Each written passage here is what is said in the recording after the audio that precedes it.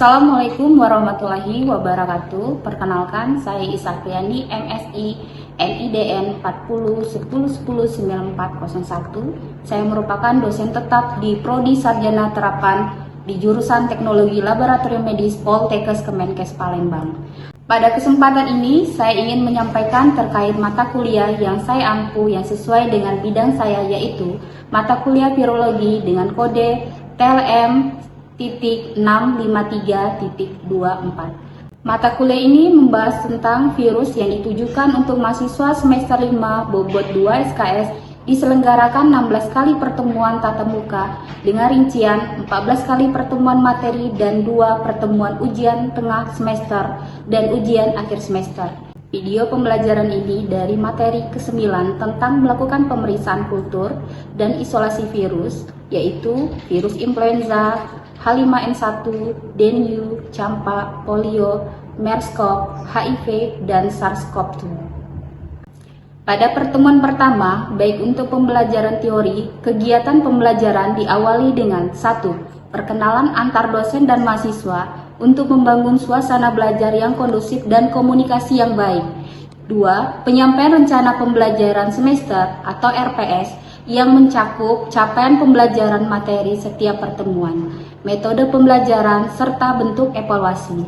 Penyusunan kontrak perkuliahan yang meliputi tata tertib, metode pembelajaran, serta sistem penilaian yang terdiri atas penilaian sikap sebesar 10%, tugas 20%, ujian tengah semester 30%, dan ujian akhir semester 40%. Adapun mata kuliah yang saya ampu yaitu 1. Dasar-dasar virologi yang mencakup struktur, replikasi, pertumbuhan, patogenitas, dan penyebaran virus. Kedua, virus RNA dan DNA. 3. Bakteriofaga. 4. Vaksin virus. 5. Pemeriksaan virus, baik itu pra-analitik, analitik, dan pasca-analitik, mencakup isolasi, kultur, pemeriksaan, dan interpretasi hasil pemeriksaan. Adapun capaian pembelajaran lulusan atau CPL prodi pada mata kuliah ini yaitu CPL 2, CPL 3, CPL 4, CPL 6, dan CPL 8 yang telah terdapat di RPS yang telah divalidasi oleh Kaprodi Sarjana Terapan Teknologi Laboratorium Medis. Capaian pembelajaran mata kuliah yang tercantum dalam RPS antara lain: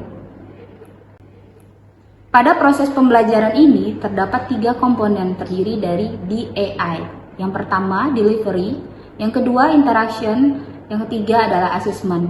Materi yang disampaikan didukung dengan materi pembelajaran, video pembelajaran melalui YouTube, Zoom meeting, serta Academic Management System atau AMS sebagai sarana penyimpanan materi, penugasan, dan evaluasi pembelajaran. Demikian penjelasan mengenai pelaksanaan pembelajaran mata kuliah virologi yang saya ampu. Semoga proses pembelajaran yang dilaksanakan dapat mendukung tercapainya pembelajaran secara optimal serta menghasilkan lulusan yang kompeten di bidang teknologi laboratorium medis. Terima kasih atas perhatiannya. Wassalamualaikum warahmatullahi wabarakatuh. Assalamualaikum warahmatullahi wabarakatuh. Waalaikumsalam warahmatullahi wabarakatuh. Ya, hari ini kita sudah mulai perkuliahan lagi ya setelah ujian tengah semester. Ini adalah pertemuan ke-9 kita, yaitu tentang pemeriksaan virus HIV, influenza, H5N1, dengue, dan polio, MERS-CoV, dan SARS-CoV-2. Jadi setelah kita melewati ujian tengah semester, kemudian kita masuk lagi materi yang tentang ini. Sebelum kita mulai, ada yang ingin? Ada semua?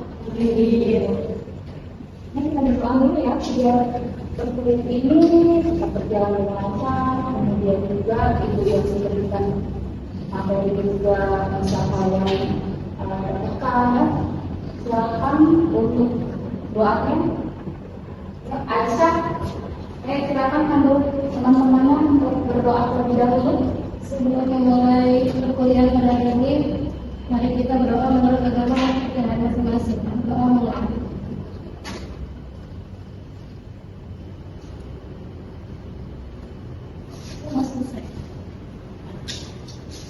Mengenal maksud materi. Jadi ada pun ya tujuan atau pencapaian pembelajaran yang digunakan pada pertemuan hari ini, yaitu mampu mengetahui, menjelaskan, kemudian memahami tentang rangka pemeriksaan, yaitu kultur, isolasi, tentang virus ya, ada influenza, H5N1, DE, dengue, campak, polio, mensport, dan ada SARS-CoV dan juga HIV. Jadi capaian pembelajaran ini diambil dari FS mata kuliah virologi, yaitu CPL, capaian pembelajaran lulusan itu diambil dari capaian pembelajaran 3, 4, 6, dan 5. Oke. Tujuannya apa sih pembelajarannya?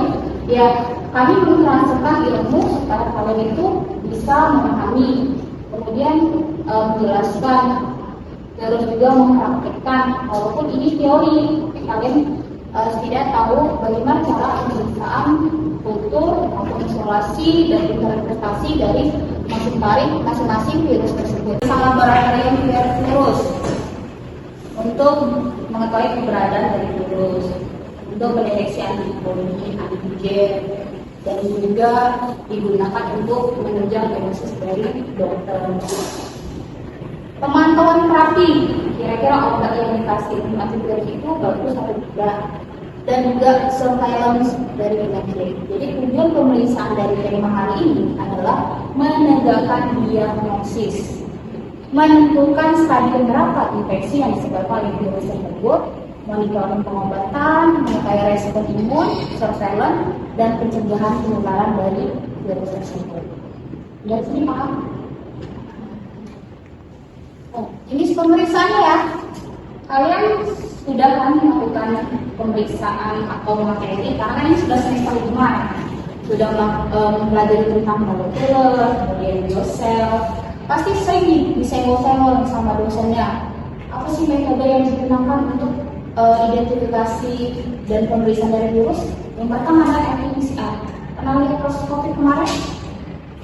Ini adalah alat yang canggih dibandingkan dengan PCR yang konvensional. Kenapa? Karena dia bisa menggunakan sampel yang banyak dan cepat menghemat waktu. Tapi kalau PCR yang konvensional pakai agar-agar itu, dia butuhnya waktunya ya lumayan lama. Dan sampel yang digunakan ini juga sedikit. Makanya dia lebih bagus menggunakan RT-PCR dibandingkan PCR konvensional. Selanjutnya, pernah melakukan kultur bakteri, mikologi jamur, pernah? Kalau sudah pernah dia agak mirip, tapi bedanya kultur virus itu menggunakan media yang cair. Jadi kenapa tujuannya dari kultur virus itu? Untuk memanipulasi virus itu seolah-olah dia berada di si inangnya atau si penyuntikan.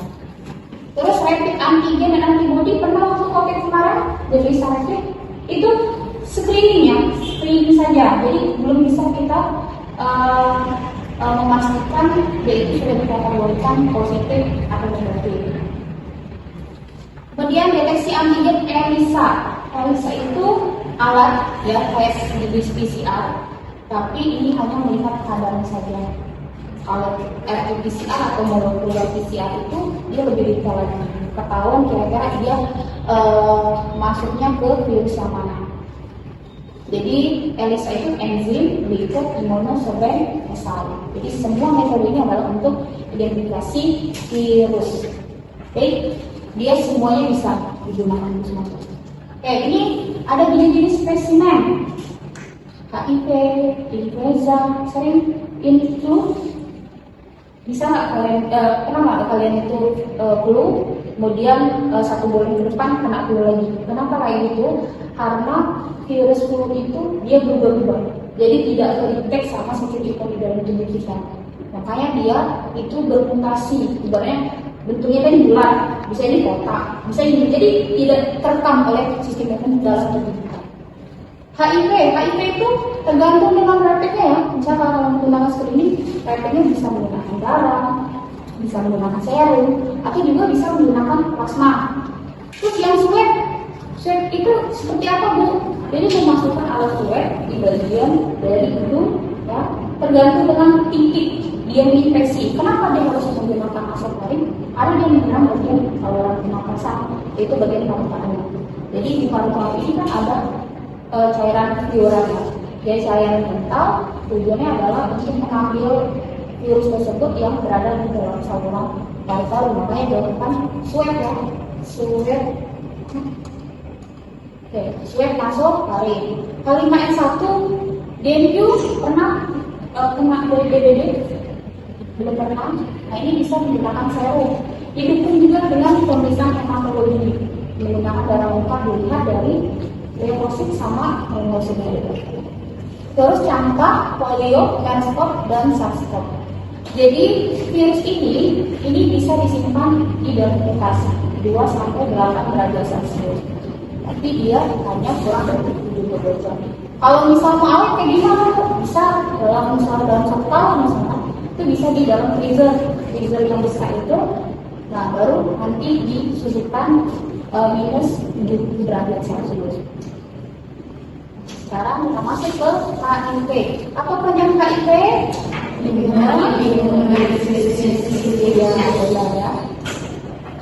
jadi virus tersebut menyerang lewat apa kira-kira? Ayo, Aisyah, HIV itu kira-kira menyerang di bagian apa ya? Penyebab dari HIV itu bisa jadi dari hubungan seksual dengan pasangan yang berganti-ganti, terus tertusuk jarum suntik, terus juga bisa dari transfusi darah. Benar ya, jadi penularannya sudah disebutkan sama Aisyah tadi, lewat dari hubungan seksual, darah, kemudian juga dari cairan-cairan ada di dalam tubuh. Tapi kalau misalnya pegangan tangan, keringat, bisa menular nggak? Tidak, karena bukan rantangan dia. Gitu. Jadi tidak usah menjauhi dari penderita. Bukan berarti kita ibaratnya lebih intens, misalnya melakukan hubungan ini tidak boleh. Yang bukan faktor-faktor penularan itu nggak usah kalian lakukan.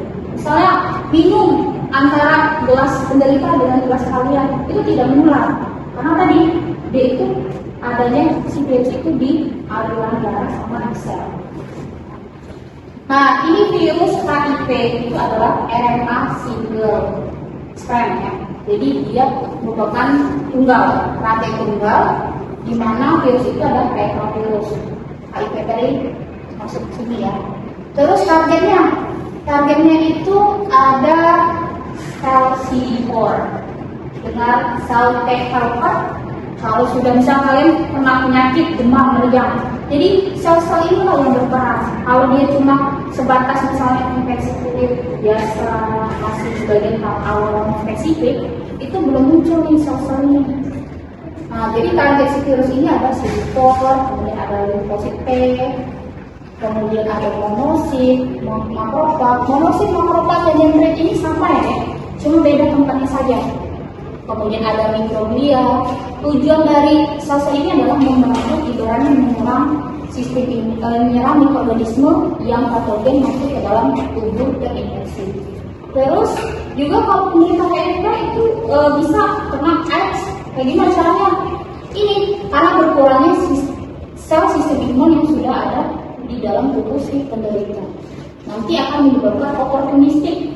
Pernah lihat di mulut seseorang yang infeksi ada putih-putih, itu adalah jamur candida albicans. Nah sekarang ini ada mekanisme HIV di dalam tubuh. Targetnya kan sudah dijelaskan pada CD4, limfosit, monosit, makrofag, dendrit. Tapi yang target utama itu adalah limfosit CD4 target utama. Nah secara ringkas, kalau virus tersebut sudah menyerang bagi sistem imun, maka akan terjadi kerusakan pada sel CD4 atau sel makrofag, sehingga terjadi penurunan sistem imun dan menyebabkan seseorang itu bisa terkena HIV. HIV itu mungkin waktu agak lama ya, misalnya sekitar 4 sampai 5 tahun baru kelihatan reaksi-reaksi yang ada di dalam tubuh si penderita. Nah, mekanisme molekulernya, bagaimana sih sebenarnya virus itu masuk? Peran-perannya sudah disebut Aisyah kan, ada dari hubungan seksual, kemudian dari sebelum suntik, kemudian juga luka yang terinfeksi oleh darah seperti hormon. Jadi si virus itu maksudnya sama kayak kalian masuk lewat itu. Kalau tidak ada itu nggak bisa masuk. Jadi dia akan menargetkan sel CD4. Nah yang hijau ini adalah ibaratnya pintunya si sistem imun di dalam tubuh kita. Nah yang reseptor ini nanti akan menempel JGP120 ini akan menempel ke CD4. Kalau sudah menempel berbunyi, berarti dia sudah menempel ke reseptor CD4. Nah ini bukan satu ini yang masuk dalam sel ya. cuma proteinnya atau nukleusnya saja, karena di RNA yang masuk ke dalam selnya si inang. Nah, setelah itu karena si sel inang ini, karena si sel virus itu ada enzim tersendiri yang bisa mengubah dari RNA menjadi DNA, itu adalah enzim reverse transkriptase. Jadi enzim ini bisa ditemukan di virus maupun bisa digunakan di reagen pemeriksaan kesehatan. Sudah penyebaran HIV, jadi dia masuk lewat reseptor C menempel reseptor yang HIV ini, dia nanti akan masuk ke dalam sel tubuh manusia. Di dalam sel ini kan diubah jadi RNA menjadi DNA. Kenapa harus diubah menjadi cDNA? Karena dia itu menyelinap ke sel-sel tubuh manusia. Jadi nanti tidak terdetek sama sistem imun yang ada di dalam tubuh kita. Makanya dia orang yang sudah HIV itu baru ketahuan 5 tahun, 6 tahun, karena dimanipulasi sama si virus tersebut. Karena kita kan DNA. Kalau dia berbeda RNA, otomatis langsung terdetek sama sistem imun. Makanya dia menjadi bagian saya. Kalau dia sudah matang ke dalam sel, dia akan membentuk kuku seperti ini ya. Baru kalau sudah matang, semuanya sudah lengkap, akan dilepaskan ke dalam sel. Sel sedipor yang tadi, yang digunakan oleh virus tadi, pecah, hilang, rusak. Dia akan menembus lagi ke sel-sel yang baru, yaitu sel-sel tubuh si inang. Jadi siklusnya sama terus sampai seseorang itu drop dan meninggal. Kalau orang yang meninggal, virusnya mati. Tidak ada istilahnya kalau orang meninggal virusnya masih ada. Ya gimana dia mau hidup lagi? Karena kan siklus dari dalam tubuhnya saja dia sudah mati. Beda dengan bakteri. Kalau bakteri menempel, dia bisa membentuk makanan sendiri. Kalau ini dia butuh tempat hidup, karena dia tidak bisa hidup sendiri tanpa bantuan sel. Ini adalah contoh bantuan alat pembelajaran diambil dari YouTube ya, supaya kalian tahu bagaimana sebenarnya audio pemeriksaan HIV yaitu analitik, analitik dan pasca analitik. Kalian perhatikan lagi. Ya ini ya, alat dan bahannya yang kalian butuhkan pada saat melakukan plebotomi. Tadi kan sudah kalian saksikan ya video pembelajaran yang dari YouTube itu bagaimana cara pengambilan alat dan sampelnya ya, dari praanalitik, analitik dan pasca analitik. Selanjutnya, nah ada jenis pemeriksaan tadi di awal materi tadi kan ada metode ya yang sudah disebutkan tadi, ada yang molekuler, ada screening, ada yang menggunakan ELISA, Plato. Ini namanya screening. Jadi nanti belum bisa kita sebutkan itu sudah reaktif ataupun non reaktif. Jadi kalau positif itu namanya reaktif. Jadi ada beberapa pemeriksaan yang dikatakan positif negatif. Tapi ada juga yang istilahnya kalau positif itu dikatakan reaktif dan negatif itu dikatakan non reaktif. Jadi reaktif ini merupakan screening awal untuk mendeteksi antigen dan antibodi.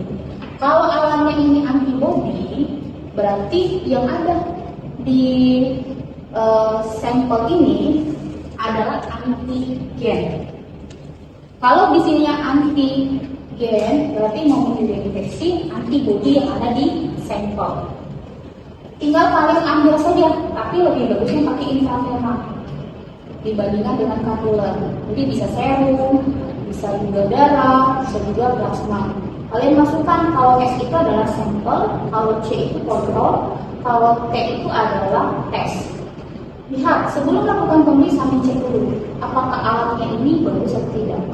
Kalau dari hasil akhirnya ini dia ditemukan invalid, itu wajib mengulang. Kalau di hasilnya itu negatif, berarti hasilnya negatif, tidak usah dilanjutkan ke tahap yang lebih detail lagi, yaitu menggunakan molekuler. Tapi jika hasil yang kalian temukan itu adalah positif atau reaktif, maka harus dilakukan pemeriksaan ELISA ataupun PCR menggunakan RT-PCR. Ingat lagi ya, jika dalam pemeriksaan ini ditemukan dari sebuah itu terbentuk di huruf T itu lebih dari 20 menit, maka itu dikatakan invalid. Jadi kalau mau menentukan positif, negatif, reaktif itu harus jangka waktu sekitar bisa 15 menit atau 20 sesuai dengan kit yang kalian butuhkan. Kalau dia maksimal 20 berarti 20 inilah yang menghitung dari 0 sampai 20 menentukan positif atau reaktif dan non reaktif. Paham ya? Nah ini adalah ELISA ya. ELISA ini agak lama prosesnya nih. ELISA itu enzim diikat imunosekresi. Jadi bisa mendeteksi, ini contohnya adalah antigen. Nah, ini kita masukkan sampel ke well ini ada 70 well, di mana well-nya kecil. Baru kita tetesi, nanti akan bereaksi. Jadi prinsipnya adalah sampel yang kita tetesi ini akan bereaksi. Ini misalnya kan, ini antigen, misalnya anggap saja di bawah itu sudah kita tetes antigen. Nanti akan bereaksi dengan antibodi yang kita tambahkan dalam bentuk reagen. Nah, ini akan terjadi reaksi. Kenapa dia harus ada reaksi? Di ujung nanti akan terjadi perubahan warna. Nih, dari ini kan ada terjadi perubahan warna. Kalau dia ada virus, nanti akan berubah warna. Kalau dia tidak ada virus, nanti tidak akan terjadi perubahan warna. Makanya ada reaksi antigen dan antibodi. Nah, di sini juga sudah ditambahkan antibodi yang pertama ya, penguat. Kemudian lagi antibodi lagi. Terus ditambah lagi suspensi warna. Jika dia bereaksi maka akan terjadi perubahan warna. Baru ditambahkan stop solution. Stop solution ini harus disimpan tidak boleh kena cahaya, baik itu lampu maupun cahaya matahari. Ini adalah untuk memberhentikan virus itu bereaksi dengan antibodi. Ini alatnya ya, tinggal kalian masukkan alat kayak alat urin. Kalau kalian nanti praktek, ini ada seperti alat urin, tinggal kalian masukkan, nanti dia akan membaca sendiri. Kadang-kadang dalam bentuk ringan. Ini PCR. PCR ini sampelnya ya, bisa menggunakan darah, bisa menggunakan plasma. Nanti ini kalian lakukan dulu ekstraksi, mengambil protein atau RNA atau DNA dari si virus tersebut. Kalau sudah dilakukan pengambilan spesifik, baru nanti kalian tinggal merancang saja. Ini dibaca dengan menggunakan alat molekuler. Jika hasilnya ini sini lebih dari garis normal, ini kan ada garis normal ya, kali sini nih.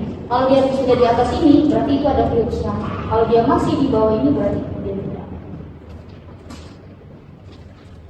Oke, tadi sudah ya cara penularannya dari hubungan seksual, anal dan vagina. Cowok-cowok bisa kena, cewek-cewek bisa. Transfusi darah, gelnya terkontaminasi. Jadi kalau kalian terjatuh jarum, jangan langsung dicek. Bisa kalian bilas dengan air mengalir, baru nanti lapor ke bagian petugas laboratoriumnya. Terus ada paparan darah akibat dari luka terbuka, penularan terhadap tenaga kesehatan itu yang beresiko yang besar kalau di dunia usaha. Pencegahannya seperti apa? Tidak berganti-ganti pasangan. Kemudian tidak menggunakan jarum bekas yang sudah kalian ambil. Jadi misalnya kalian praktek, karena saking hematnya kalian sudah ditusuk ke teman kalian tusuk lagi ke teman yang satu lagi. Kemudian tidak menggunakan bahan-bahan terlarang, karena juga beresiko, selain beresiko terkontaminasi HIV, ini juga berbahaya untuk kesehatan kita. Cara pengobatannya antiretrovirus, jadi dikonsumsi seumur hidup. Kalau tidak dikonsumsi seumur hidup, maka CD4-nya itu nanti tiba-tiba drop. Ini bahaya untuk si pasien, makanya harus dikonsumsi seumur hidup. Terus monitoring itu ya CD4-nya tadi. Kalau dia masih stabil berarti bagus CD4-nya. Tapi kalau dia misalnya CD4-nya itu menurun, berarti obat yang dikasih ini tidak terlalu bagus untuk mempertahankan CD4 pada si imam. Terus pencegahan obat penyakit ini bisa dilihat dari vitamin, obat yang diberi dokter. Nah ini contohnya ya, ada TBC, pneumonia. Ini banyak kalau sudah menurun. Baru edukasi. Kita sudah mendapatkan materi dari pendahuluan, kemudian bagaimana cara pengambilan pra-analitik, analitik dan pasca analitik, kemudian metode yang kita gunakan, terus interpretasi. Nah, sekarang kita sudah masuk nih ke kesimpulan. Kira di antara kalian ada nggak yang bisa menjelaskan kesimpulan materi pada kali ini. Ya, silakan. Jadi untuk kesimpulan pembelajaran HIV hari ini, yang pertama itu diagnosis virus dapat dilakukan melalui pemeriksaan antigen, antibodi, kultur virus, dan deteksi asam nukleat. Yang kedua itu RT-PCR merupakan metode dengan sensitivitas dan spesifisitas tinggi untuk banyak infeksi virus. Yang ketiga itu pemulihan spesimen dan waktu pengambilan sangat menentukan hasil pemeriksaan. Dan yang terakhir itu penerapan quality control dan biosafety penting untuk menjamin mutu hasil laboratorium. Ya, benar ya. Jadi kesimpulannya sudah dijelaskan sama teman kalian dan juga kita sudah masuk ke sesi akhir. Nah, ini daftar peserta yang sudah diambil untuk materi pertemuan 9 kali ini. Kalian bisa searching sendiri ya untuk sebagai tambahan materi pembelajaran. Oke, terima kasih banyak atas waktunya. Semoga pembelajaran ini bermanfaat untuk kalian ke depannya. Saya akhiri. Wassalamualaikum warahmatullahi wabarakatuh. Waalaikumsalam warahmatullahi wabarakatuh.